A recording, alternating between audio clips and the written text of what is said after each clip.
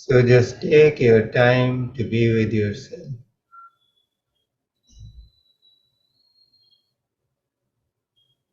Pay attention to your breath without trying to intervene, letting the breath be.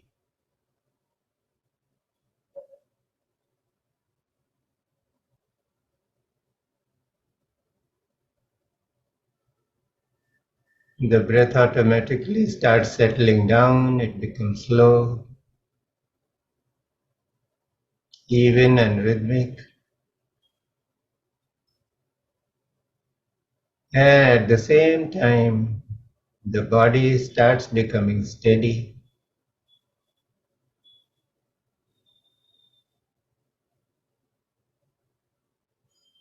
Just see how the body is holding and supporting itself.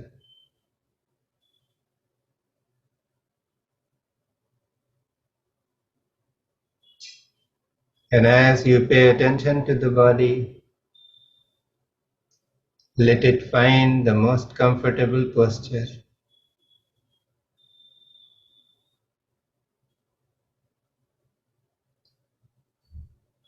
So that it is holding and supporting itself all by its own.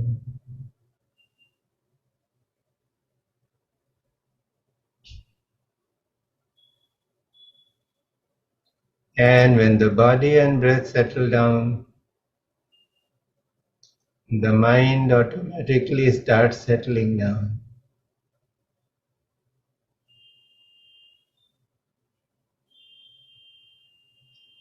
The flurry of thoughts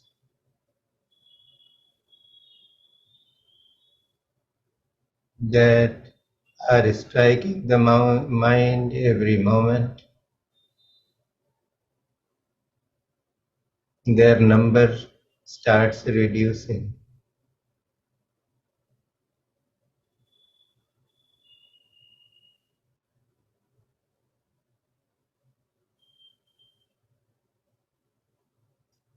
And while you rest in this state, let your attention travel to the heart.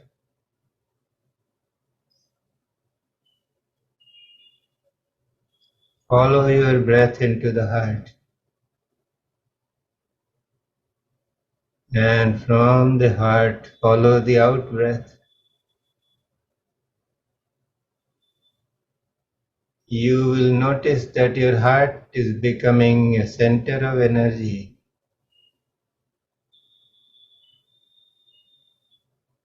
which is vibrant, pulsating, and yet very, very soothing and quiet.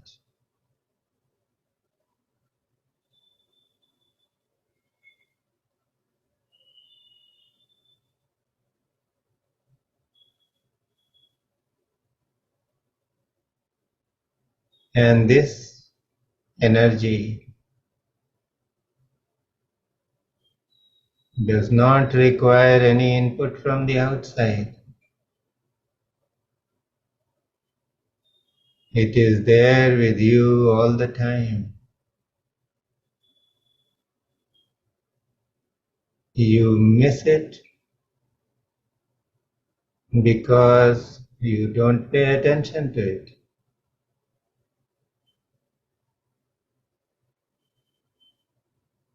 Isn't it true that we are most of the time focused on the outside? And when we are focused on the outside, we lose it. But the moment we start looking within, this energy is always there, ever present.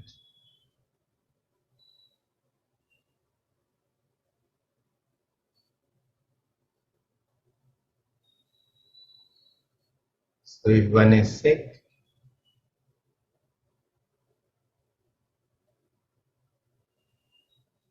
the everlasting source of energy is here. If one is troubled by life circumstances, The everlasting source of energy is here.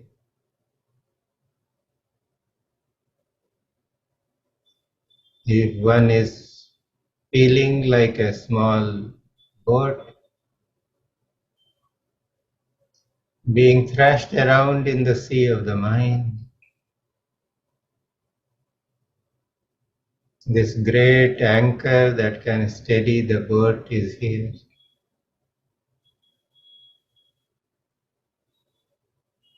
The best part is that it is always there. If we care to look within.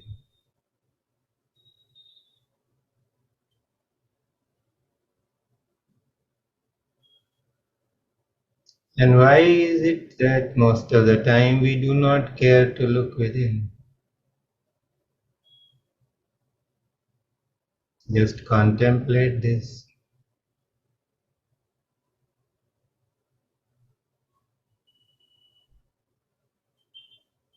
As you feel this energy, just think about it. How do you feel right now? And why is it that you do not have this connection all the time?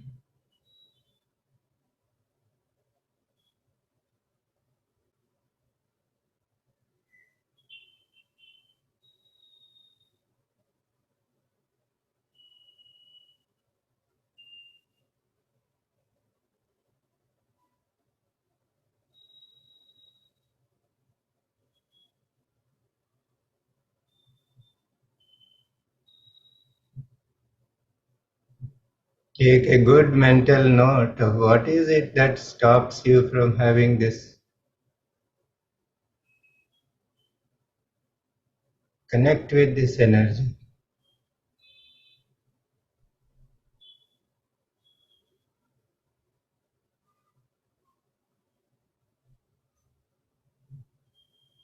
And now, with closed eyes, listen to this story.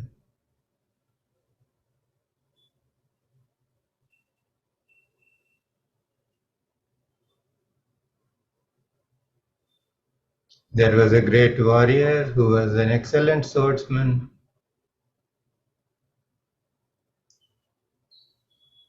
The region in which he lived, there was nobody like him.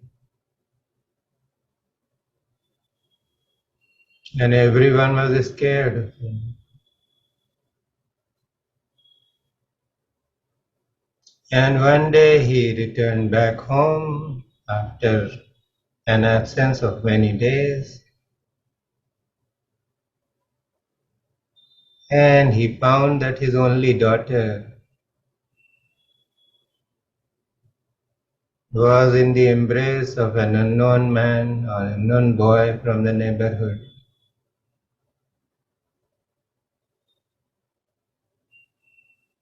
This warrior was very angry.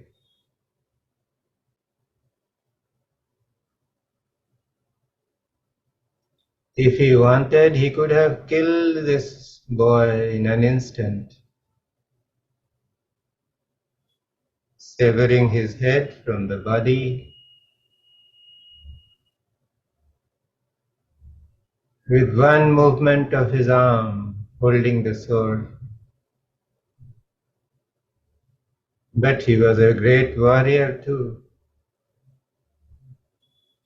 And in his code,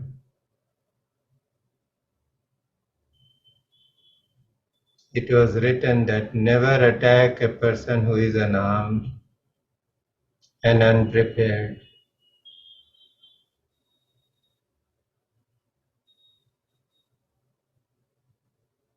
So he invited this boy to a duel and said, "Young man, you will have to fight me because I don't want to kill you just like that. So tell me, how do we go about it?"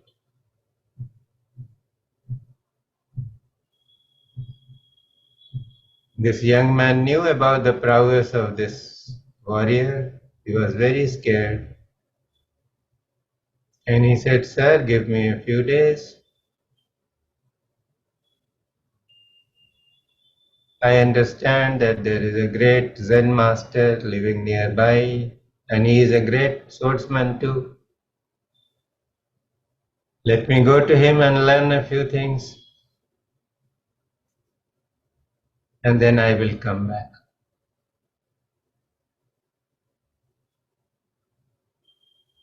The warrior agreed.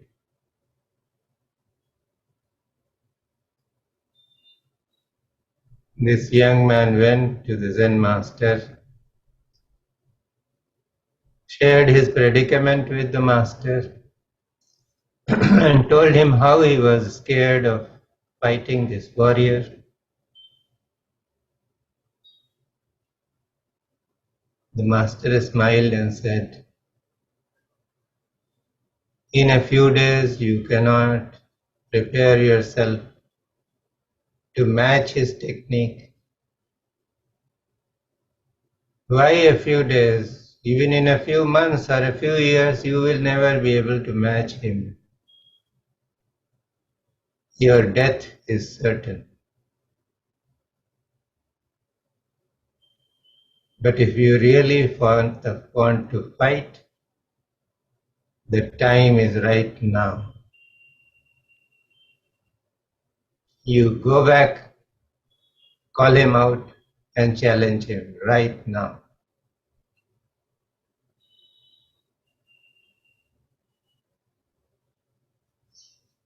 The young man did not understand. He said, "Sir, you are sending me to sure death." He said, "Yes, but even if you prepare, you are already dead. Your chance is now. Go and fight and do your best. And because you are not trained, that is your asset. That is the advantage you have.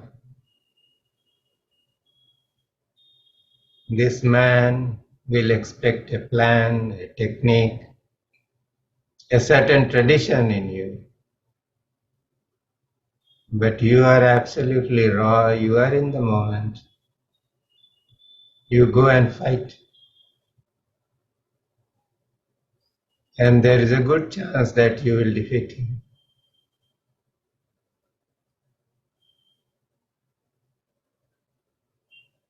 The boy could see the reason behind the master's words.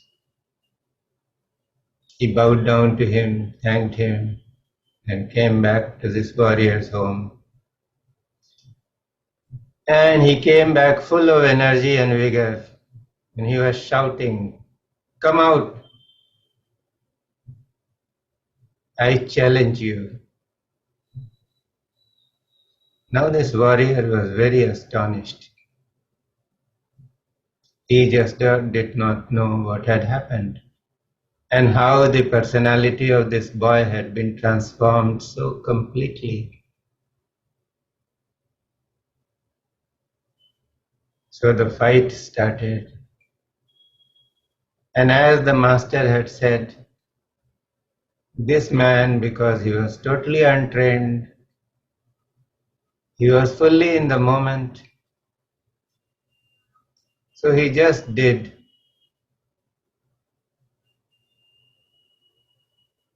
what guidance came from within. And this was totally unexpected for the warrior.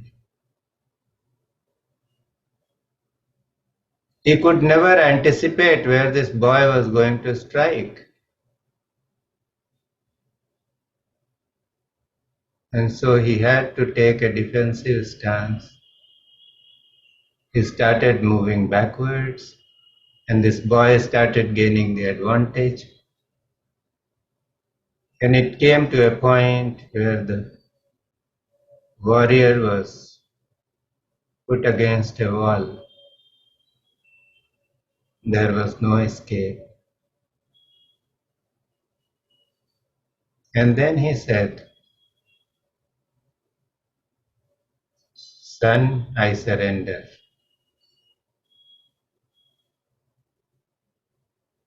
I not only give you my daughter, But I will also share some of my wealth with you so that you too can start a good life.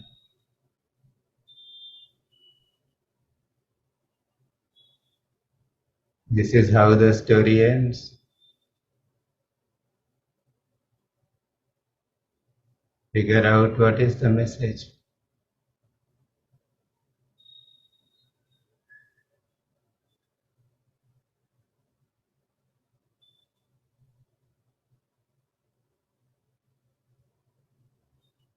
Connect to your heart again. See what the message is for you.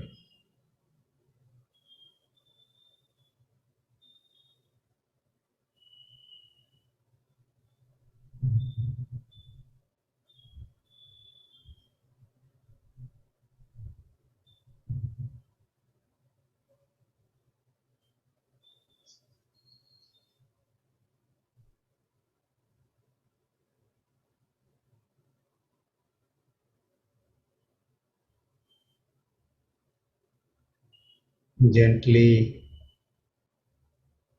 start coming out. Open your eyes.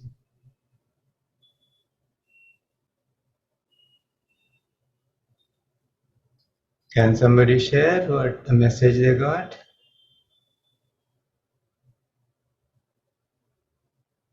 You can unmute yourself. Yes, Usha ji. हाँ उषा बोलिए. हाँ, surrender, complete surrender. Okay, that's good. Anybody else? करेज हाँ बेगम. करेज करेज होना जरूरी है sir. ज्ञान ज्ञान से ज्यादा करेज की जरूरत है किसी काम करने के लिए. ज्यादा करेज की जरूरत है. Anybody else? हाँ yes Rashmi. You have to unmute yourself, Rashmi. Sir, what message I got is be in your original being. Is it true? Yes. All answers are correct. Anybody else? Yeah. Do or die situation. Believe in yourself and believe in the master who gave you the knowledge. Okay. Good. Amal? Sir डर के आगे जीत है. हाँ डर के आगे जीत है, लेकिन उस जीत तक कैसे पहुंचेंगे? It's a good idea. It's a good idea to confront your fear. But he did not confront it when the challenge was offered. So what is the message? See, it is very simple. Everybody has given very good answers. But we did a particular dharana in the beginning, connecting to your own energy. Right? So what did you do? You just closed your eyes and went within. And how many people felt that there was some kind of energy pulsating in the region of the heart? Yes? Yes? So there is this energy, your energy, which is already available all the time. So, and what did the master tell this boy? He said, the time to fight is now. So what is now? When we are in the now, it means we are not with the past. We are not with the future. We are fully in the present, and when we are fully in the present, we are with ourselves, our true self. And then we can do anything. So what this boy did, he defeated the most experienced master. He would not have been able to defeat him otherwise, with lot of training. But because he was untrained, but he had the will to fight. So he was absolutely connected with the self. To fight the big master, he had no option. He had to connect with himself.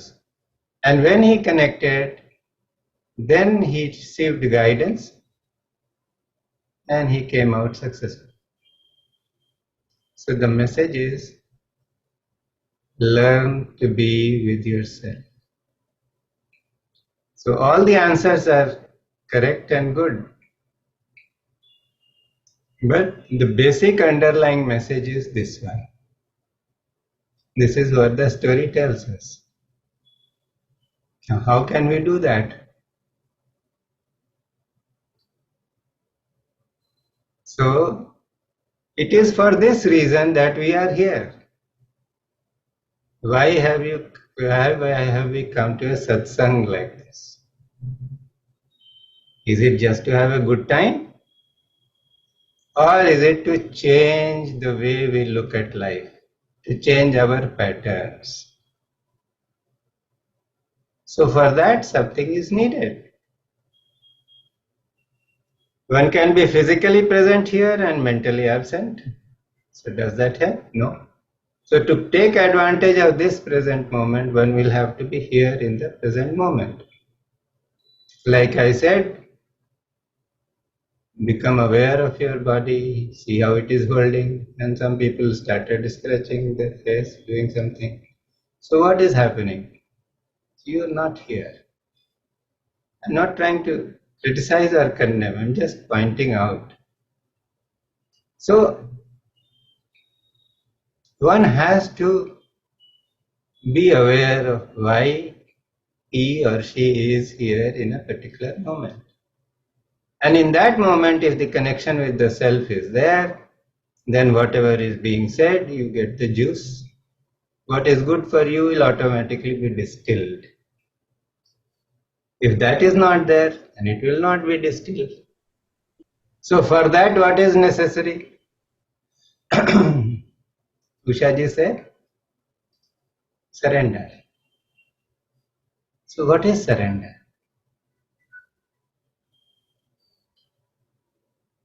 So it is, the story is, kings are very, very great beings. They have a lot of power, they have a lot of energy. So there was an emperor-like person.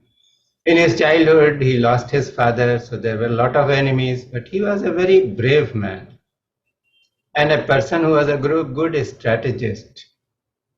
So even though he was young in years, he was able to fight all of them, to defeat all his enemies, to expand his kingdom.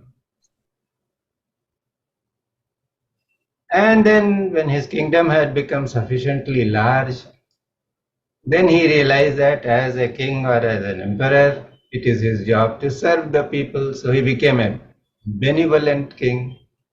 He was not a king who was just interested in killing people or dominating people and maiming them and making them subjects. He began to serve people. At some point of time, he realized that he does not have, he is illiterate. He has not studied. He doesn't have knowledge. So what does he do? He surrounded himself with a lot of courtiers who were very well read, who were academicians, who were men of knowledge, respected in their field of arts and music and this and that. Everything was going well. But there was something else in that king that kept telling him that everything is not right with you. So one day he called all these wise men and said, look, I have been in your company for a number of years now, but I think I have not received anything from you. So tell me, what is it that can be done? How can you do something for me? Everybody fell silent.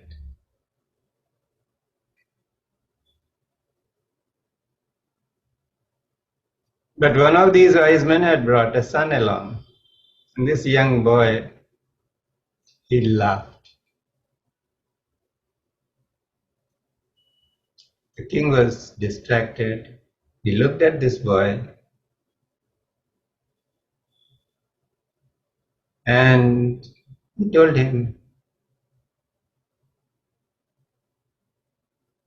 has your father not taught you the decorum of this court? And very innocently, the boy said, "That is not the real question here. You should ask yourself that do you have the decorum of becoming a student?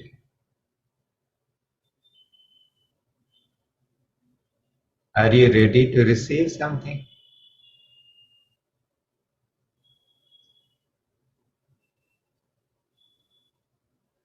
And now this king looked at this boy very, very intently. He was young in his years, young in age, but his eyes betrayed a lot of maturity. And the king could see that this boy was an old soul that has wisdom of countless years, countless lifetimes behind him. And then he asked him, "If you say that, please tell me, what is it that I can do?" And the boy said, "For that, if you really want me to tell you, then you should make me sit where you are sitting, and you should sit in front of me."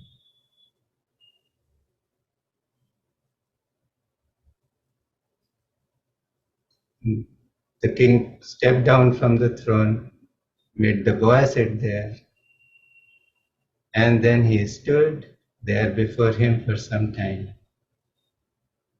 And then, in a gesture of discipleship, he fell down on his knees, folded his hands, and looked at him expectantly. And the boy said, "O king, it has happened, and you know it. You have got it. All these great men whom you had surrounded yourself with, each one of them could teach you so many things. But you were not available to them. With this attitude that you are displaying now, you will be available to them, and you will learn." So it is for each one of us to ask ourselves, are we in an attitude of learning?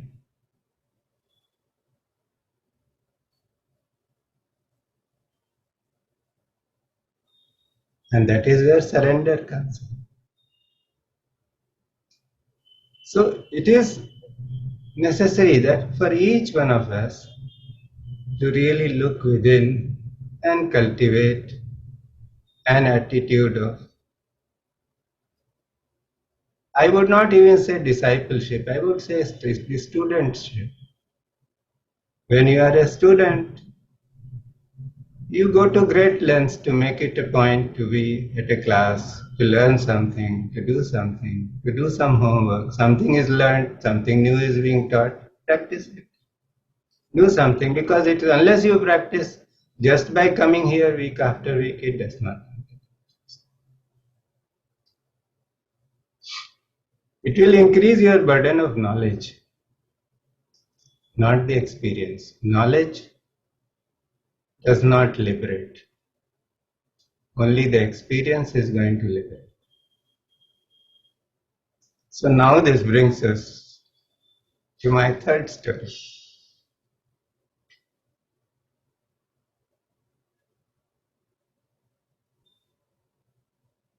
Gautam Buddha was passing, he always traveled. He was passing through a city which was the seat or the kingdom of a great king. Now there was tremendous excitement because Gautam Buddha was well known. The entire city, I will suggest that you listen to this story with closed eyes. Just be in a meditative posture.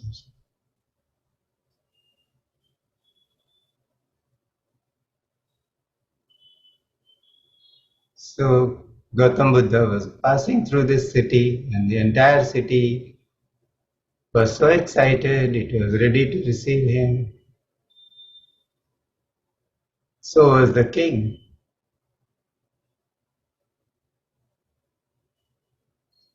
Now it is customary that when you go to a master, you carry some gift. So the king went through a great deal of thinking as to what is the gift that I am going to offer to this great master.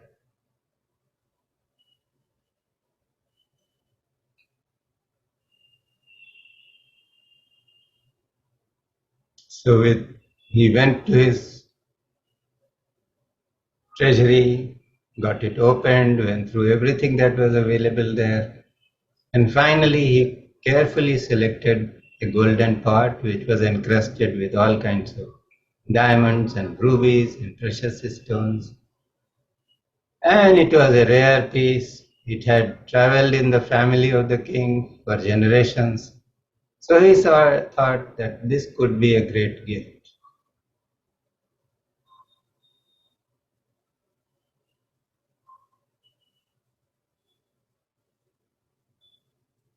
So he picked this up. And as he came out of the treasury, and he was looking at it so lovingly and he was so happy. Oh, the master is going to like it. Perhaps nobody would have given anything like this to the master ever. Then this thought arose, but what if the master does not like it? After all, he is a renunciate. He may reject something that is totally worldly.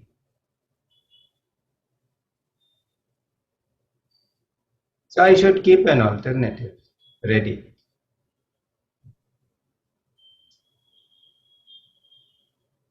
So as he came out of the house or the palace, he saw his garden was there. He saw a beautiful rose,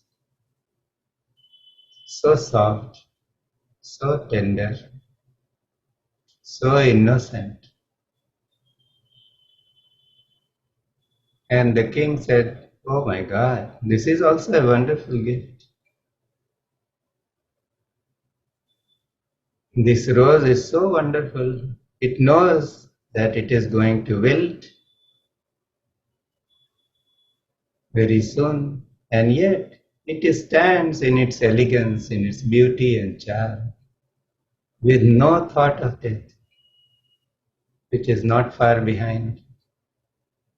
And is it not what Buddha has taught? That life is misery. Must get out, we must investigate the misery and get out of it. So perhaps this rose is a good alternative which I can carry.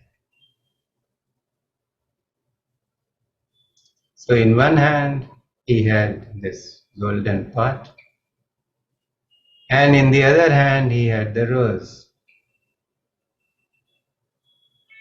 He came to the place where Buddha was present with great fanfare. He brought the Buddha to his palace, made him sit on his throne, and then he offered this pot of gold to Buddha. And as he was about to extend his hand to offer, Buddha said, "Drop it."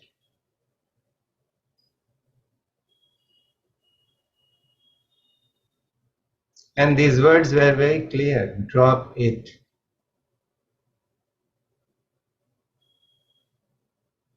And this man, somewhat unwillingly, let the pot go. And it fell onto the floor. And then he thought of the alternative that he had conjured up. So in the other hand, he was holding the rose. And he extended that hand, thinking that at least a rose would be acceptable to Buddha. And Buddha said, to his surprise, drop it.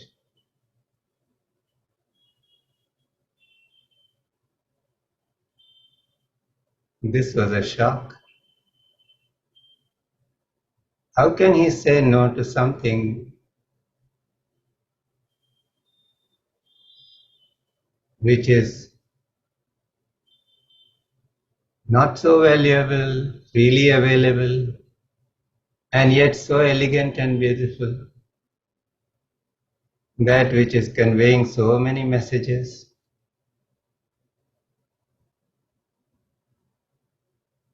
But Buddha was looking straight at him, and he had said, drop it. So this fellow let that flower go.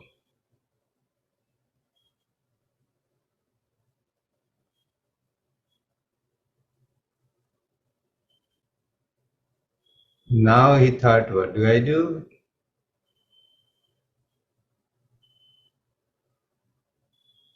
So the thought came that I am there. I can offer myself.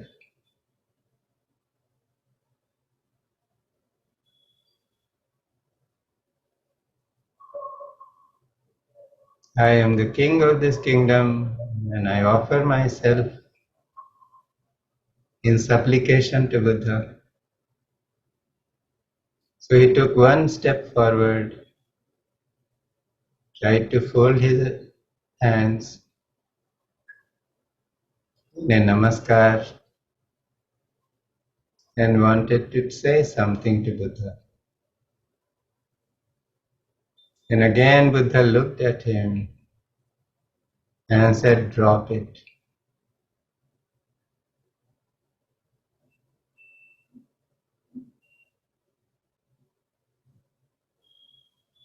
So now even the personality had to be dropped. The thought of I am so and so had to be dropped.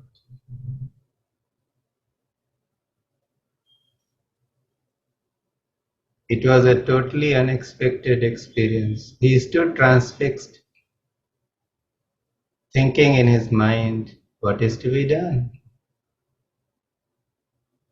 And Buddha's senior disciples, Sariputra, and others who were there, they began to laugh.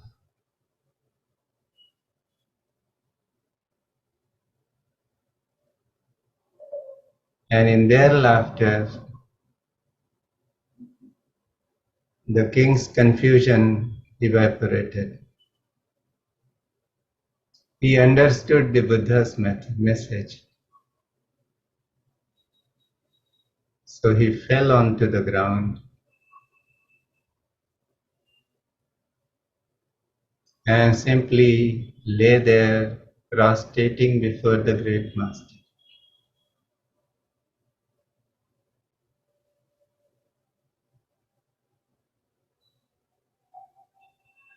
And when he lifted his face up, tears of joy were flowing. Buddha smiled and said, King, you understand very well.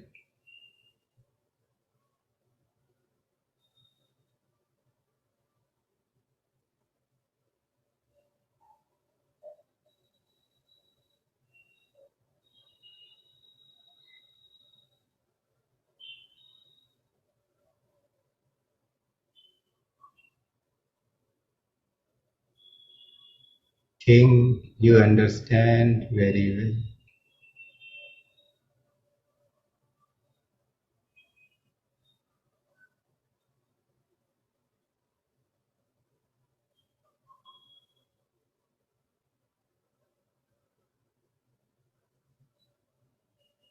Let the King in each one of us understand it very well.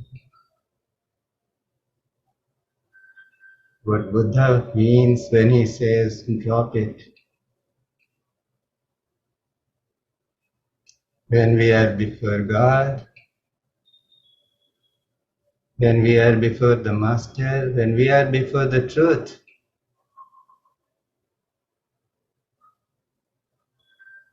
We have to simply merge into God, into the Master, into the truth.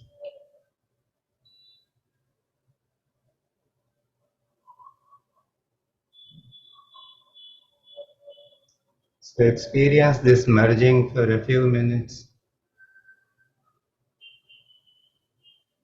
as you sit in silent contemplation.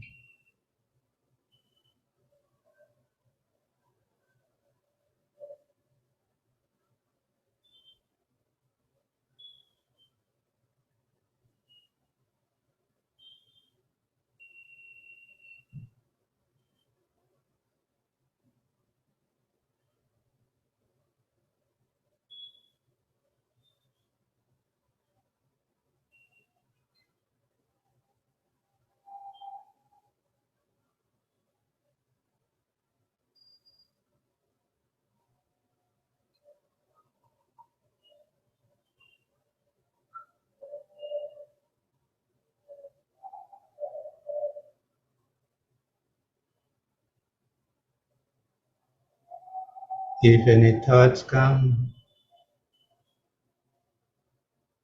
remember Buddha's words, drop it.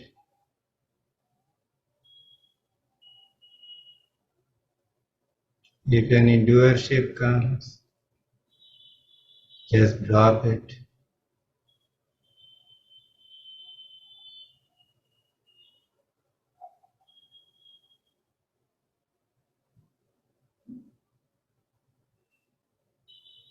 Be in communion with the power of the present moment and the intuitive wisdom of the present moment. Because this wisdom comes from no mind. It is not out of your patterns of behavior and thought and emotions.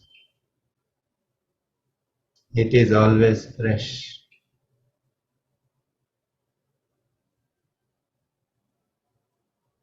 always new.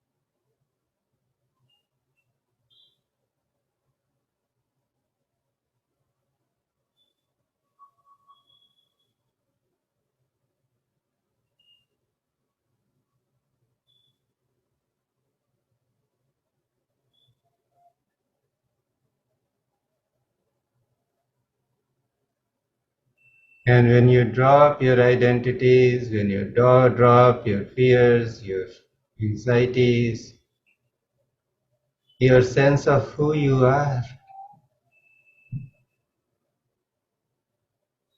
it is just like you have taken your clothes off.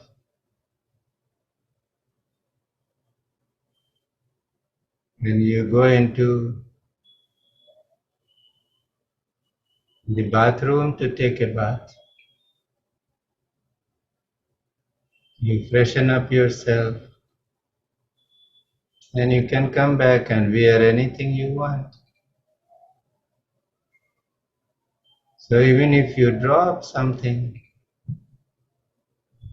you can always use it whenever you need it.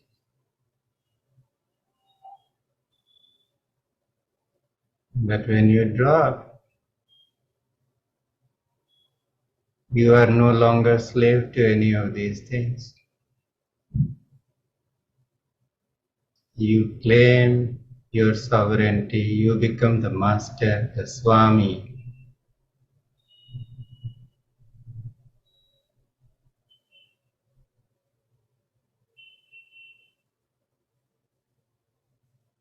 So learn the art of becoming a Swami by dropping it.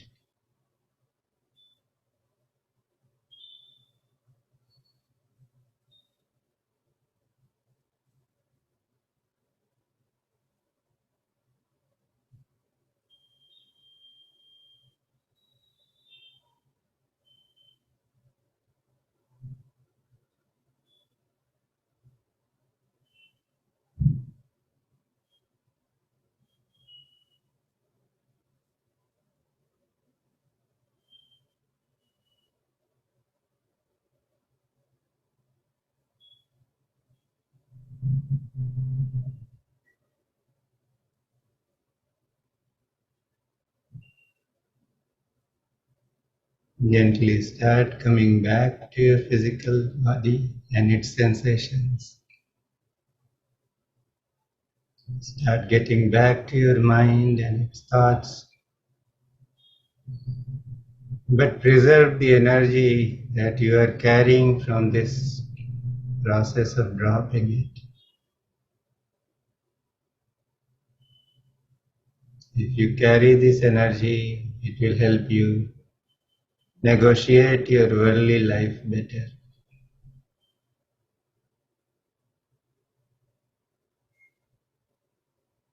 Start becoming more aware of your breath.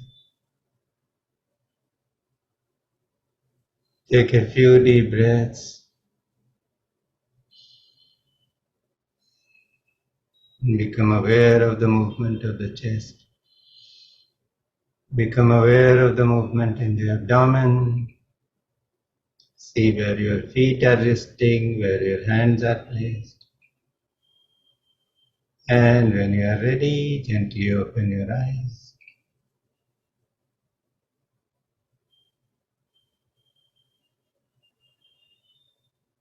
You can start your videos so that I can see your faces.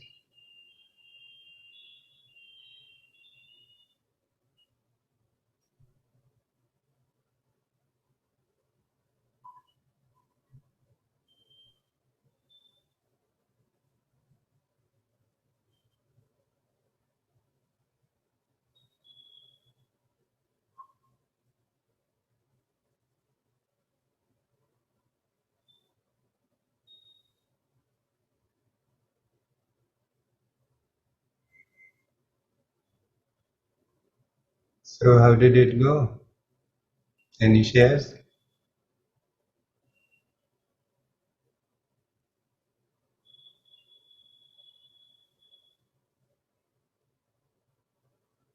Or any questions? Whatever.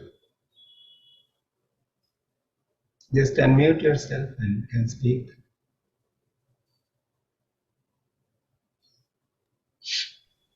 Sir मेरे को लगता है कि drop करना मतलब ego को भी drop करना, प्रेजेंट में रहना और ईगो को ड्रॉप करना। लेकिन सर ईगो नुकसानदायक है, लेकिन अगर सेल्फ एस्टीम की बात करें तो ईगो सेल्फ एस्टीम से कैसे रिलेटेड है, मतलब ये जानना चाहता हूँ। Manoj, you have missed the point.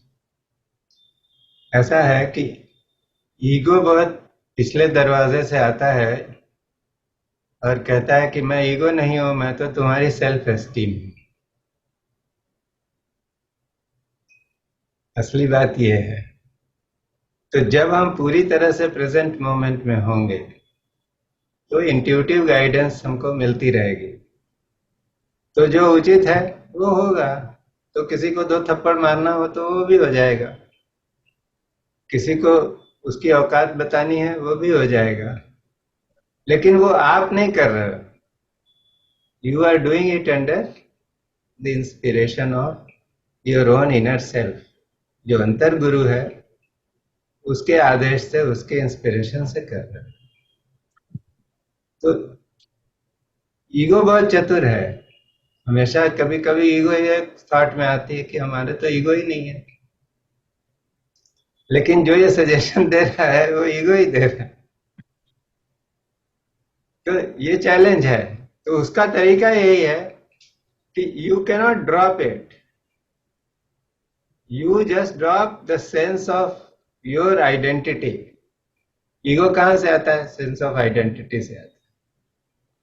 मैं इतना पढ़ा लिखा हूँ, मुझे इतनी नॉलेज है, लोगों को मेरी कदर नहीं है, वो ईगो है। लेकिन बहुत प्रेम से किसी को बताया कि जैसे आज बोला कि वे लोग हमको अपना पीए बनाना चाहते हैं, तो मैं पीए तो नहीं हो सकता हूँ। So this is not a statement born out of ego. This is letting a fact be known with lot of love. तो ऐसा तो नहीं कि जिसने हमको बोला कि ऐसा रोज हमको मैसेज भेजो, उसको हम ब्लॉक कर देंगे या उसको बाहर कर देंगे, नहीं। उसको बताना जरूरी है, इसलिए बात कहनी है। तो उसको हम कैसे कहेंगे? और वो कहते वक्त हमको कैसा लग रहा है? जब ईगो अगर इन्वॉल्व होगी तो सेल्फ एस्टीम में जब हम एसर्ट करेंगे तो क्रोध रहेगा। Can you get this? There will be a sense of revenge or assertion. But when the ego is not there and you are asserting yourself, you will be cool or calm as a cucumber. So that is the difference. But it is a test. अब आप देखो ना, हम लोगों से कहा कि अपने वो आप यहाँ ऑन कर दो वीडियो, एक आदमी को छोड़ के किसी ने नहीं किया। वही मैं बात कर रहा था कि you have come here to a program, but when something is said, you don't want to follow that. Why? Because there is a resistance. So work on that resistance. That is your homework. Then you see every day in your daily life how many times you resist something. तो resistance पर काम करो, आप enlightened हो जाओगे। रास्ता तो वही है। अब मैं तो एस्ट्रोलॉजी आजकल सीख रहा हूँ। हमारे एस्ट्रोलॉजी में शनि महाराज को सब लोग गालियां देते हैं, क्योंकि शनि जो है वो आकर कुछ गड़बड़ कर देते हैं, कुछ बाधा उत्पन्न कर देते हैं, काम होने नहीं देते। लेकिन असली बात है कि वही सबसे बड़े दोस्त हैं, क्योंकि वही सिखा रहे हैं कि जीवन ऐसा ही है, तुमको इसके थ्रू से होकर के गुजरना है। This is how you need to change yourself. So make friends with Shani, make friend with your resentment. When resentment comes up, don't try to either be carried away by it or even start blaming yourself. Oh my God, again I am trapped. No. Just look at it as it is just a sentiment. It is just an emotional upsurge. If you see through it, then you will see how foolish it is. So once you start seeing the foolishness of being carried away by your emotions, then you are your own guru. You don't have to come to a satsang. It is as simple as that. So just take a few moments, make a mental note of what is it that you can carry home from this session.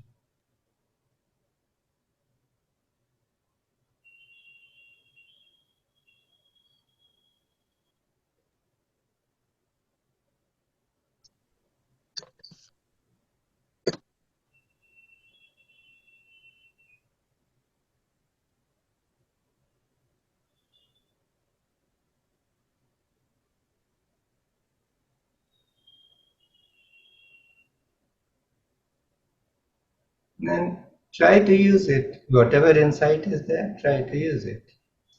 So thank you everyone for being here. May God bless us all. Thank you.